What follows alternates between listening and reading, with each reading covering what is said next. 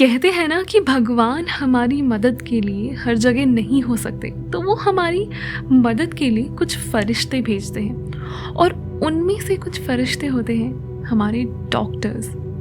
फरिश्ता कहना उन्हें कहीं भी बिल्कुल गलत नहीं है, क्योंकि स्पेशली ऐसे टाइम में जब एक महामारी आई तो वो हमारे और उस महामारी के बीच दीवार बन के खड़े हो गए। अपनी परवाह ना करते हुए उन्होंने हमें पहले रखा, हमारी सेहत को सबसे पहले रखा। तो आइए आज की यूबी बातचीत में सुनेंगे उन हीरोज़ की कहानी, उन्हीं की ज़ुबानी। नेशनल डॉक्टर्स डे पर आज हमारे साथ हैं doctor RL Suman, medical superintendent of MB hospital. सबसे पहले तो सर कि जब कोरोना का दौर चला, आप लोगों ने ही हमारी मदद की। आप लोग फ्रंट लाइन वॉरियर्स थे, हैं और हमेशा रहेंगे। आपका अनुभव कैसा रहा उस समय पे जब पहली लहर, दूसरी लहर आई? तो उस वक्त एज अ डॉक्टर आप लोगों को क्या क्या एक्सपीरियंस करना पड़ा? देखिए, मैं ये कहना चाहूँगा कि जो कोरोना महामारी थी पूरी दुनिया के लिए ही बहुत एक खतरनाक दौर था, जिसमें पूरी मानवता का अस्तित्व ही खतरे में पड़ा हुआ था और एक कंट्री से शुरू होकर के पूरी दुनिया में जिस तरीके से फैला था। और हमारी कंट्री एक अपना आप में एक अलग से एक पहचान है इसकी कि जहाँ पे आबादी बहुत ज़्यादा है, दुनिया में 2 नंबर की आबादी है। साधन सुविधाएँ हमारी थोड़ा-सा लिमिटेड हैं, डॉक्टर्स की, बाकी सब पॉपुलेशन थोड़ा हमारा लिमिटेड है। इन सब के बावजूद भी हमारा जो महाराणा भूपाल अस्पताल है, ये एक डिविज़नल हेडक्वार्टर होने के नाते हमारी कुछ ज़िम्मेदारी यहाँ पे कुछ ज़्यादा थी कि न कि सिर्फ़ उदयपुर की जनता को हमें इलाज करना था, हमें पूरे डिवीज़न की जनता को भी ध्यान रखना था। और डिवीज़न के साथ में हमारे साथ में दूसरे ज़िले भी 8 जगह जो जब से 4 लेन रोड्स बन गए हैं, तब से सिरोही का हमारा पार्ट ड्रेन होने लग गया है, हमारे पाली तक के हमारे मरीज़ आते हैं, भीलवाड़ा अजमेर तक के पेशेंट आते हैं और पार्ट ऑफ हमारे पास में एडजेसेंट स्टेट जिस तरीके की मध्य प्रदेश के मरीज़ भी यहाँ पे आते थे। इन सब के लिए हमारी बहुत सारी बड़ी ज़िम्मेदारियाँ थी। और जहाँ तक इनके अनुभव की बात यदि मैं कहना चाहूँगा, तो मैं ये कहूँगा कि जो आज हम कुछ भी कर रहे हैं, वो एक जो भूतकाल बन जाता है, पास्ट बन जाता है। और पास्ट हमेशा बहुत कुछ हमें सिखा के जाता है, लेसन्स देता है, लर्निंग लेसन्स देता है कि हमने क्या सही किया था, क्या गलत किया था और इससे आगे हम किस तरीके से बढ़े। जो फर्स्ट वेव थी वो हमारी शुरुआत हुई थी पिछले साल।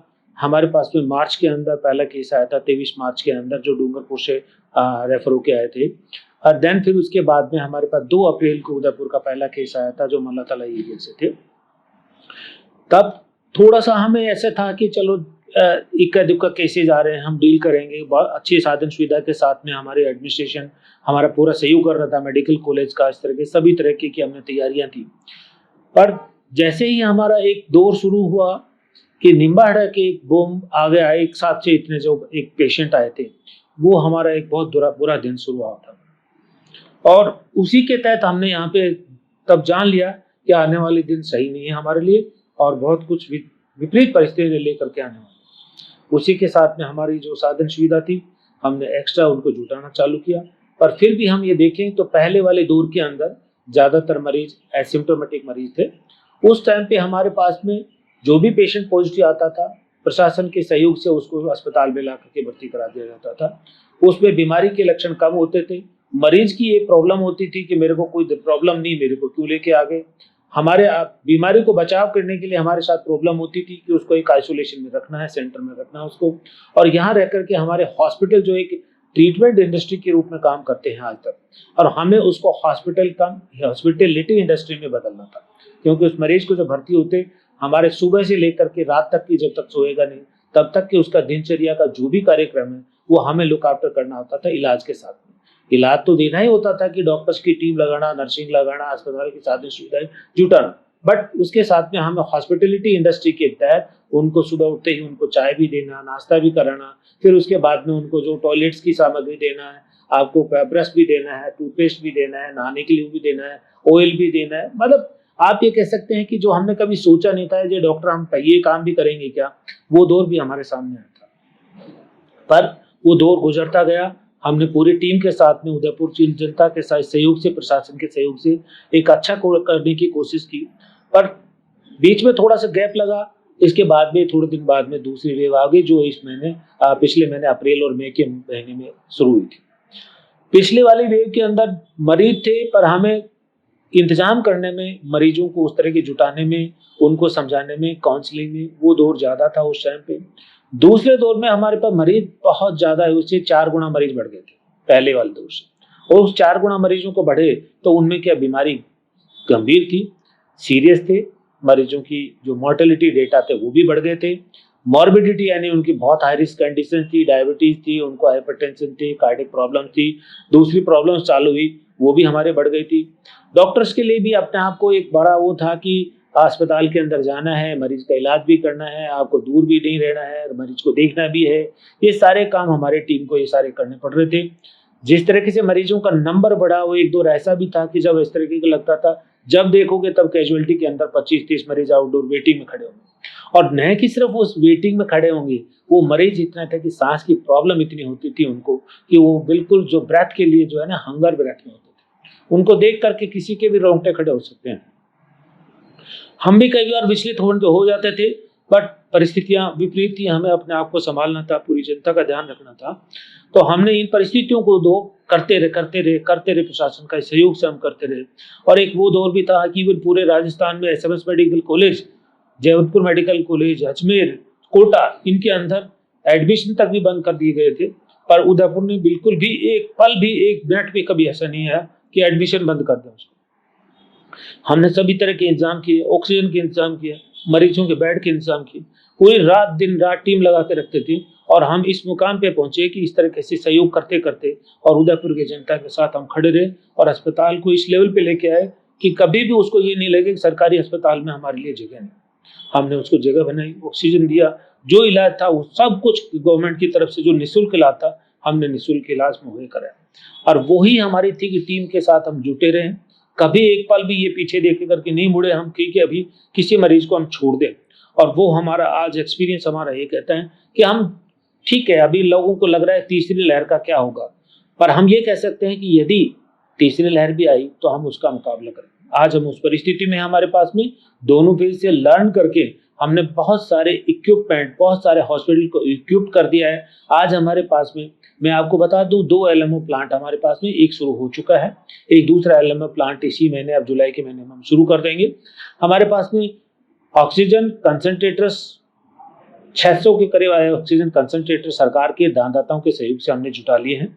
हमारे पास में 18 ऑक्सीजन जनरेटर, जिनसे हम 4000 सिलेंडर पर डे की गैस प्रोडक्शन एनवायरमेंटल गैस से हम कर सकते हैं।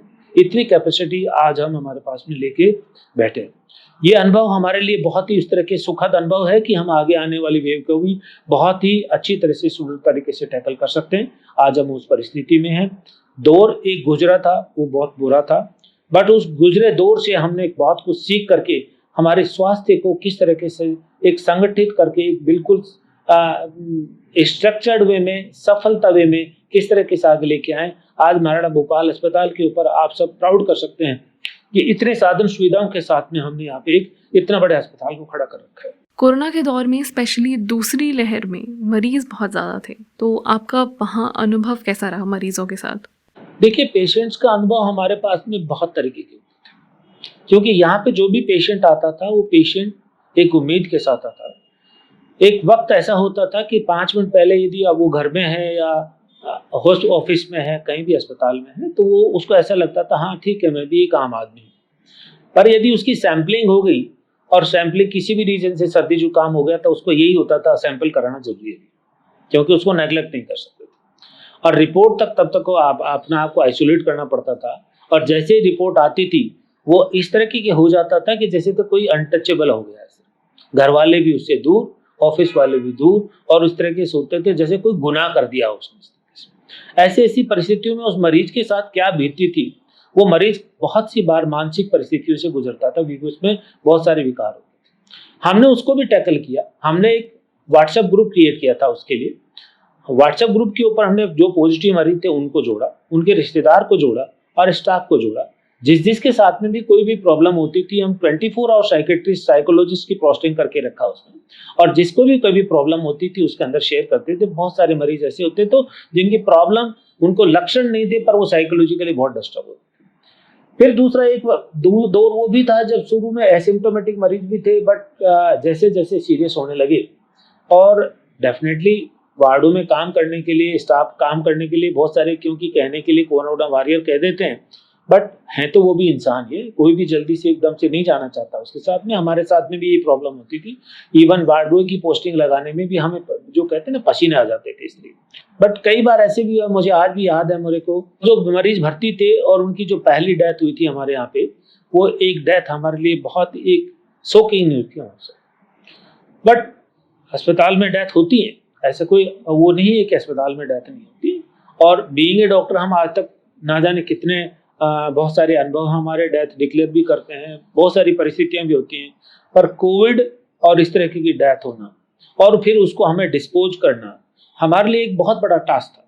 गाइडलाइन हमारे लिए बहुत विपरीत थी इस तरह। और एक शुरू में हम जो इसको कर रहे थे उसको बहुत ही कोशिश होकर करना पड़ता था। उस डेथ को हमें डिस्पोज करने के लिए भी 4 घंटे लग गए थे वहां से। वो ऐसा नहीं कि हमारी कोई गलती थी, बट परिस्थितियां ऐसी थी कि इवन स्वीपर थे, वार्ड बॉय थे, कोई भी आदमी पैक करने को तैयार नहीं होता था। बड़ी मुश्किल से बुलाते थे। एक बार तो ऐसे भी हुआ कि पीपी किट पहनने के बाद में फाड़ दिया पीपी किट कि मैं नहीं कर सकती, पसीना पसीना हो गए। बहुत सारी विपरीत परिस्थितियां, डॉक्टर खड़े हैं, स्टाफ खड़ा है, बट क्या करें, ऐसी परिस्थिति भी थी। फिर उनको ऐसे भी करना पड़ता था, हमें सोडियम हाइपोक्लोराइड से मोपिंग करनी होती थी पहले, देन पैक करना होता था, फिर उसके बाद में हाइपोक्लोराइड से। इससे पहले उसको, क्योंकि उसके साथ कोई रिश्तेदार नहीं होता था, तो उस पेशेंट की वीडियोग्राफी करनी होती थी। वीडियोग्राफी में उसके वैल्यूएबल्स होते थे, वो उतारने होते थे। देन फिर उसको ये सब करने के बाद में उसको एम्बुलेंस से मॉर्चरी में रखवाया जाता था। और मॉर्चरी के अंदर भी रिश्तेदार फोन से बात करते थे, आप डेड बॉडी भेजो, डेड कहाँ भेजना है पता नहीं। और वो जब आ जाते थे वो सीधे शमशान घाट में जाते थे। हमें एम्बुलेंस से यहाँ से स्वीपर को, बाकी जो वार्ड बॉय को लगा करके डेड बॉडी को भिजवाना पड़ता था। तो इतने सारे काम जो इससे पहले हमारे लिए ऐसा था कि किसी की डेथ डिक्लेयर होगी, हम रिश्तेदार को कन्वे कर दिया, ये पेशेंट की इस तरह डेथ होगी, आप इसको ले जाइए, अपना साइन कराओ, रजिस्ट्री में भेज देते थे। बट ये जो डेथ हुई कोविड के लिए, ये कोविड के लिए हमारे लिए कितना एक विचित्र परिस्थिति लेके आई, जिसको हमें मैनेज करने के लिए इतना इस तरह के मेहनत करनी पड़ रही थी, जो बहुत बड़े एक लेसन थे हमारे साथ में। बट हमें दूसरे घर वालों को, अपने स्टाफ को बचाने के लिए, इन्फेक्शन से बचाने के लिए सारे काम करना जरूरी था। हमने प्रोटोकॉल के गाइडलाइन थी, सभी को फॉलो किया।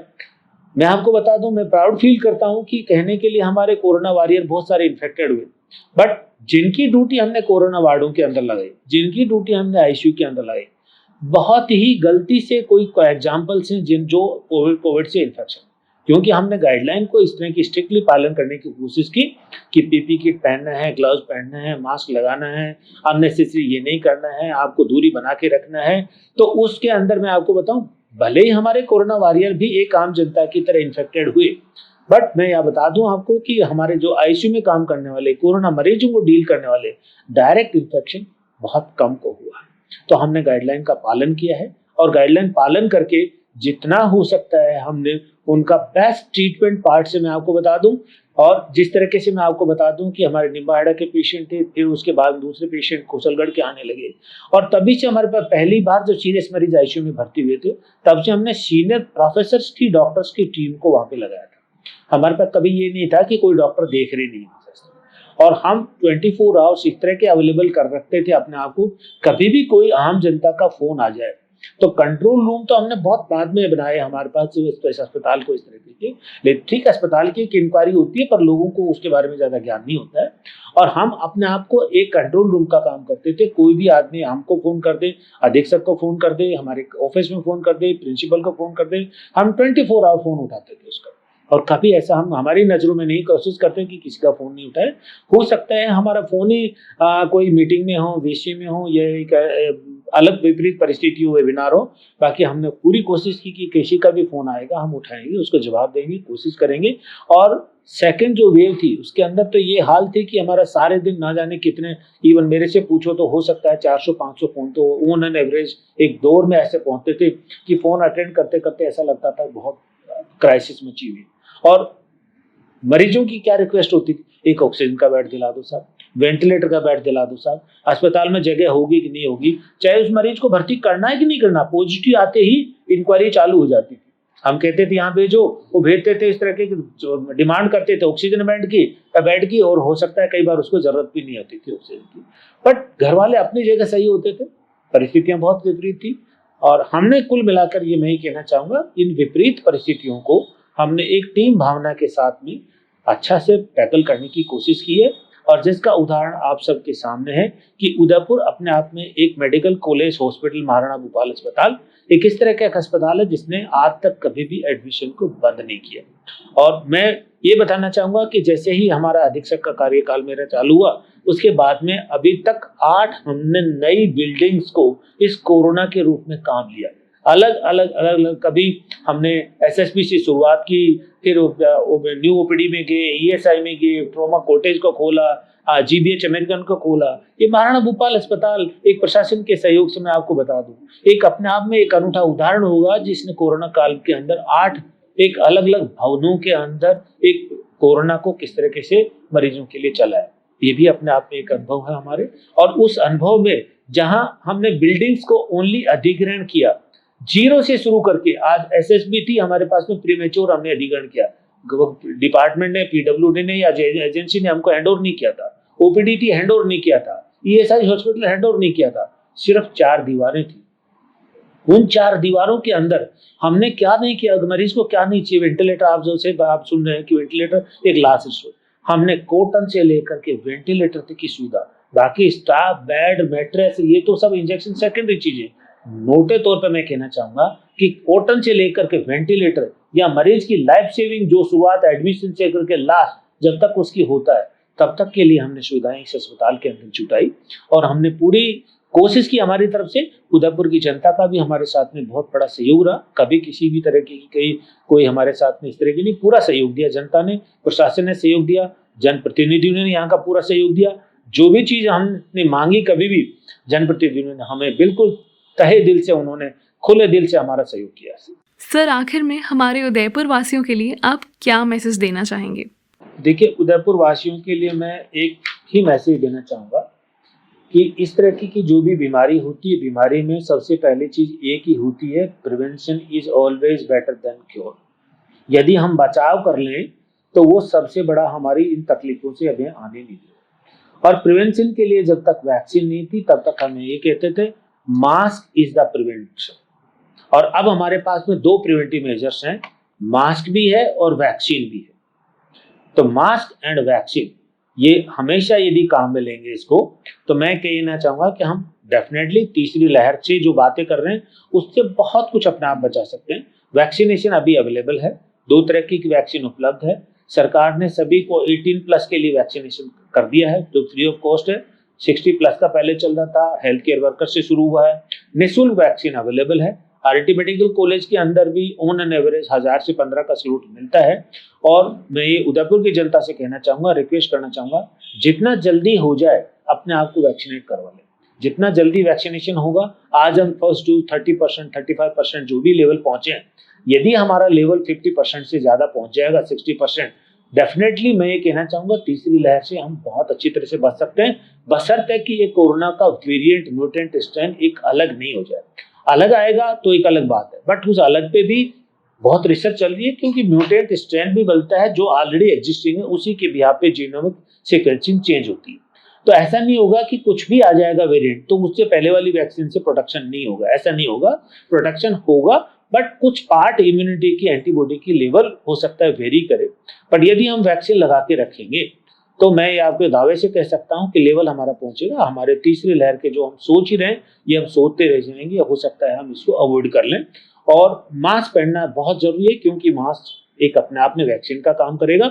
और इसके साथ में बाकी जो कोविड बिहेवियर की जो चीजें हैं कि सोशल डिस्टेंसिंग होनी चाहिए, आपका अननेसेसरी अनवांटेड जो उसमें नहीं जाए, रिपीटेड हैंड वॉशिंग करते रहें, ये करते रहेंगे तो डेफिनेट हम कोरोना से बच जाएं। मास्क के लिए एक चीज और मैं कहना चाहूंगा, मैं हमेशा से, मेरी जब भी कभी मुलाकात होती है, बात होती है, मैं हमेशा कहता हूँ कोरोना वायरस एक फ्लू वायरस की तरह है, सार्स कोविड 2 जो वायरस हम कहते हैं, और ये बिल्कुल रेस्पिरेटरी एयर से, ड्रॉपलेट से इससे फैलता है। तो ये ऐसा नहीं है कि हम खांसेंगे, छींकेंगे तभी फेंकेंगे तो वो फैलता है। एक दूसरे में यदि इन्फेक्टेड पार्टिकल्स ज्यादा है उस टाइम पे, और नॉर्मल ब्रेथ के साथ में भी यदि उस तरह से फैल सकता है, तो इसके लिए हमें क्या करना है कि मास्क को हम न कि सिर्फ बाहर जाए तभी पहने, यदि हम घर में भी रहते हैं, यदि हमें आउटसाइड जा रहे हैं, यदि किसी को सिम्टम है, तो मास्क को मैं कहना चाहूंगा कि घर के अंदर भी पहने, क्योंकि हमने ऐसे परिवार देखे जो कई परिवार भी खत्म हो गए हैं, और ऐसे परिवार हैं जिनमें एक आदमी को होने के बाद में सारे के सारे इन्फेक्टेड हो। तो परिवार को इन्फेक्शन से यदि बचाना है तो डेफिनेटली हमें मास्क एक अनिवार्य है। तो जब तक कि घर वाले भी सारे एक ही जगह इसी तरह की एक परिस्थिति में यदि कोई आउटसाइड नहीं जा रहा हूँ, डेफिनेटली आप उसके बिना मास्क के रह सकते हैं। बट यदि कोई भी आपस में एक दूसरा बाहर जा रहा है तो मैं ये कहना चाहूंगा कि मास्क को घर में के भी पहन के रखें, और मास्क और वैक्सीनेशन जितना जल्दी हो सकता है, वैक्सीन बहुत सेफ है, बहुत इफेक्टिव है। अभी कहीं कोई एडवर्स इफेक्ट नहीं है। जल्दी से जल्दी अपना स्लॉट बुक करके वैक्सीन करवाएं अपने आप को, और अपने आप को इस कोरोना महामारी से बचा के रखें। बहुत बहुत शुक्रिया सर, आपने समय निकाला और हमें अपने एक्सपीरियंस, अपने अनुभवों के बारे में बताया, हमें इतना जागरूक किया कि हाँ, अभी भी हमें ध्यान देने की ज़रूरत है। Thank you sir. अब सोचिए, हमेशा हमें कुछ भी होता है, चोट लगी, बुखार आया, एंग्जाइटी है, कुछ भी है, हम सबसे पहले सोचते हैं अरे डॉक्टर को दिखाएंगे तो ये चीज़ ठीक हो जाएगी। और अगर सबसे पहले सोचे भी ना तो हमें पता होता है कि उनके पास इलाज ज़रूर है। ये भरोसा है हमें हमारे हीरोज़ पे, हमारे वॉरियर्स पे, हमारे रक्षकों पे। आज इस नेशनल डॉक्टर्स डे पे यूबी सभी डॉक्टर्स को सलाम करता है, धन्यवाद करता है। Thank you.